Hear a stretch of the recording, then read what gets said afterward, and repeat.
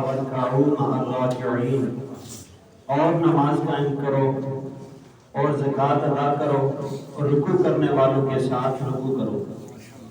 कुरान मजीद के अंदर 750 बार नमाज पढ़ने का हुक्म हुआ है और मुतअद्दिद बार नमाज का जिक्र आया है। नमाज हर आकिल बालिग मर्द और औरत पे फर्ज है। हाल तो उस बंदे पे वाजिब है कि जो साहिब इस्तिताअत हो, जिंदगी में एक बार हज करना फर्ज है। ज़कात भी उसके लिए है जो साहिब इस्तिताअत हो, निसाब पूरा हो, उस पे ज़कात वाजिब है। इसी तरह दिगर अमाल जो हैं, रोज़े, वो महीना एक आता है जो साल भर के अंदर एक महीने के साल भर में रोज़े फर्ज हैं। लेकिन नमाज एक ऐसा अमल है कि जो रोज़ाना 5 वक्त फर्ज है।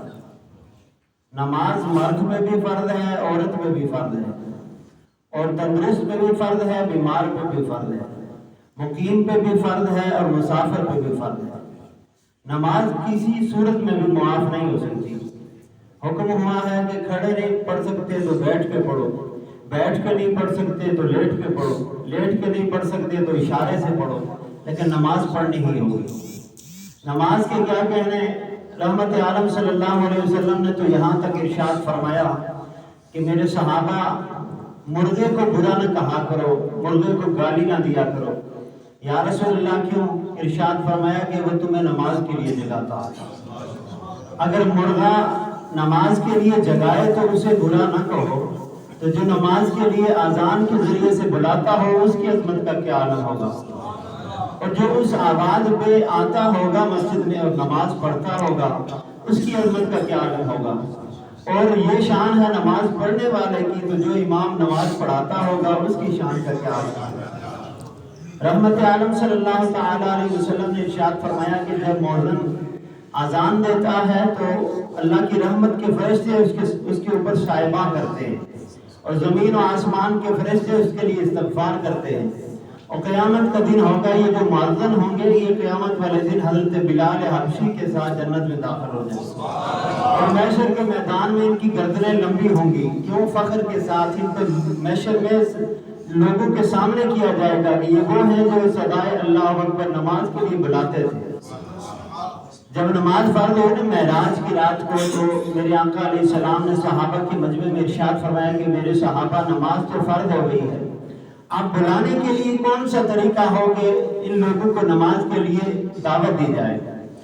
एक सहाबी ने अर्ज की, या रसूलल्लाह सल्लल्लाहु अलैहि वसल्लम, जब घास खुश्क हो जाता है तो उसके साथ एक झाड़ी होती है, उस झाड़ी को आग लगाएं तो एक लावा सा आग का बुलंद होता है।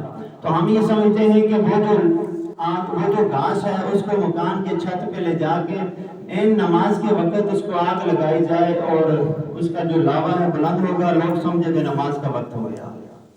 दूसरे ने कहा, या रसूलल्लाह सल्लल्लाहु अलैहि वसल्लम, हम बुलंदी पे जाके दफ बजाते हैं, तो दफ जब बजाएंगे तो लोगों को पता चल जाएगा नमाज का वक्त हो गया। मेरे आका अलैहिस्सलाम ने इरशाद फरमाया, चले सो जाएं, कोई ना कोई हुक्म आ ही जाएगा। अब ये सारे सहाबा जब सो गए ना, तो अगले सुबह सरकार सल्लल्लाहु अलैहि वसल्लम की महफिल में हाजिर हुए। तो मेरे आका अलैहिस्सलाम की बारगाह में एक सहाबी अर्ज करते हैं, या रसूलल्लाह, ख्वाब देखी है, उसकी ताबीर इरशाद फरमाया। तो मेरे आका ने फरमाया, बोलो।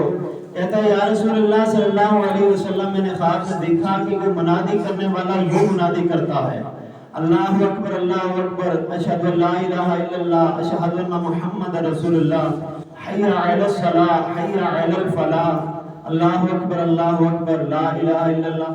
तो मेरे आका अलैहिस्सलाम ने दूसरे से पूछा कि आप बताओ आपने क्या देखा। उसने कहा, या रसूलल्लाह, मैं क्या बताऊं, मैंने भी तो यही ख्वाब देखी है। तीसरे ने कहा, मैंने भी यही देखा है। रहमत आलम सल्लल्लाहु अलैहि वसल्लम ने इरशाद फरमाया, ये ख्वाब नहीं है, ये तुम्हें बताया जा रहा है, और यही अल्फाज होंगे और यही आज़ान होगी, इसके लिए नमाज के लिए बुलाया जाएगा। तो ये शान है मुअज्जिन की। और फिर मस्जिद जहाँ नमाज पढ़ी जाती है, रहमत आलम सल्लल्लाहु अलैहि वसल्लम ने इरशाद फरमाया कि जन्नत में जो तुम्हें बड़ी आंखों वाली हूरें मिलने वाली हैं, उनके लिए हक़ महर भी है। और पता है हक़ महर वो है कि जो जाए नमाज को या मस्जिद को कूड़ा करकट या तकलीफ देने वाली शय को साफ करता है और बाहर फेंकता है, ये उस औरत का हक़ महर है।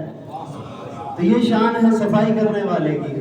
اور پھر آپ دیکھیں میرے آقا علیہ الصلوۃ والسلام نے ارشاد فرمایا میرے صحابہ اگر کسی کے گھر کے ساتھ ہی نہر چل رہی ہو دن میں 5 مرتبہ نہائے تو کیا اس کے بدن پر میل باقی رہے گی؟ عرض کی یا رسول اللہ نہیں رہے گی۔ تو میرے آقا علیہ السلام نے فرمایا اسی طرح جب کوئی 5 وقت کی نماز کا وضو کرتا ہے تو اللہ تعالیٰ اس کے سب گناہوں کو پاک فرما دیتا ہے۔ حضرت ایک صحابی رسول باغ میں تھے نا تو سلمان فارسی رضی اللہ تعالیٰ عنہ تو ان کے ساتھ حضرت عثمان کھڑے تھے۔ آپ نے خزاں کے موسم میں ایک درخت جو سوکھا ہوا تھا اس کے پتے بالکل سوکھے ہوئے تھے ٹہنی کو پکڑا اور ہلایا بہت سارے پتے نیچے گر گئے۔ اب حضرت سلمان فارسی نے پوچھا عثمان پوچھتے نہیں ہو میں نے یہ کیوں کیا؟ کہنے لگے آپ ہی بتا دیجیے۔ انہوں نے کہا کہ میں نے ایک مرتبہ دیکھا تھا کہ صحابہ کرام بھی تھے سرکار بھی تھے اور اسی طرح ایک درخت خشک تھا میرے آقا علیہ السلام نے اسی طرح ٹہنی کو پکڑ کے ہلایا تھا اور پتے گر گئے ٹہنی خشک ہو گئی تھی اور میرے آقا نے صحابہ سے پوچھا کہ آپ مجھ سے پوچھتے نہیں ہو کہ میں نے ایسا کیوں کیا؟ تو صحابہ نے عرض کی یا رسول اللہ ارشاد فرمائیے۔ تو میرے آقا علیہ السلام نے فرمایا کہ میں تمہیں مثال دے کر سمجھانا چاہتا ہوں کہ جس طرح اس ٹہنی کو پکڑ کے ہلایا جاتا ہے تو اس کے پتے گر جاتے ہیں خشک پتے گر جاتے ہیں، اسی طرح جب کوئی گنہگار اللہ کی بارگاہ میں نماز ادا کرتا ہے تو اس کے بھی سارے گناہ معاف ہو جاتے ہیں۔ تو یہ بہت بڑی اللہ تعالیٰ نے ہمیں نعمت عطا فرمائی ہے۔ نماز بے حیائی اور بری باتوں سے روکتی ہے، نماز جنت کی کنجی ہے۔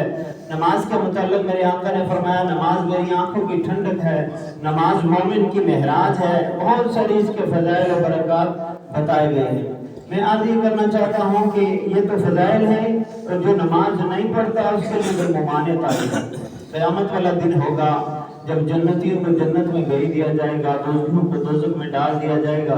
قرآن پاک کی اما پارے کے اندر ارشاد فرمایا کہ جنتی سوال کریں گے دوزخیوں سے فی جناتی یتساءلون عن المجرمین، جنتی مجرموں سے سوال کریں گے ما سلککم فی سقر، کون سا تم نے گناہ کیا کہ اس عذاب میں مبتلا ہو؟